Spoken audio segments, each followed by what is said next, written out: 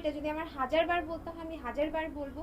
উনি আসলেই টাকা পয়সা দিলে খুশি থাকতো, আদারওয়াইজ ওনার মুখটা উনি সবসময় একটা অশান্তি ক্রিয়েট করে রাখতো, এটা সত্যি কথা।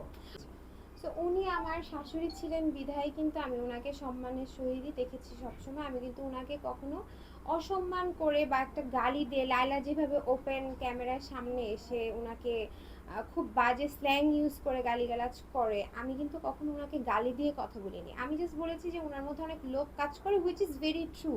আই সাফার, দ্যাটস ওয়াই আমি বলেছি, আমার কাছে এটা দেখেছি আমি, দ্যাটস ওয়াই আমি বলেছি। আমি কিন্তু ওনাকে নিয়ে, ইভেন ওনার ব্যক্তিগত জীবন নিয়ে বা ওনারা আগে কেমন ছিল, কি করে আসছে, এগুলো নিয়ে কখনোই কথা বলিনি। আমি জাস্ট বলেছি যে হ্যাঁ, ওনার মধ্যে আমি লোভ পেয়েছি, উনি আসলেই টাকা পয়সা দিলে, অ্যাকচুয়ালি আমি আবারও বলবো, এটা যদি আমার 1000 বার বলতে হয় আমি 1000 বার বলবো, উনি আসলেই টাকা পয়সা দিলে খুশি থাকতো, আদারওয়াইজ ওনার মুখটা উনি সবসময় একটা অশান্তি ক্রিয়েট করে রাখতো, এটা সত্যি কথা। উনি আমাকে নিয়ে অনেক বাজে কথা বলেছে, আমি নাকি কাবিন ব্যবসা করেছি, আজকে এই জামাই কালকে ওই জামাই। ওনাকে একটু দেখাইতে বলবেন যে আমি কোন জামাই বা কার কাছ থেকে কত টাকা এনেছি, ওনার একটা এভিডেন্স সহ ওনাকে, আমি ওনার কাছে আমি প্রশ্ন রাখলাম, ওনার এটা দেখাতে হবে, আদারওয়াইজ আমি এটার এগেনস্টে স্টেপ নিতে বাধ্য হব। হ্যাঁ, আচ্ছা।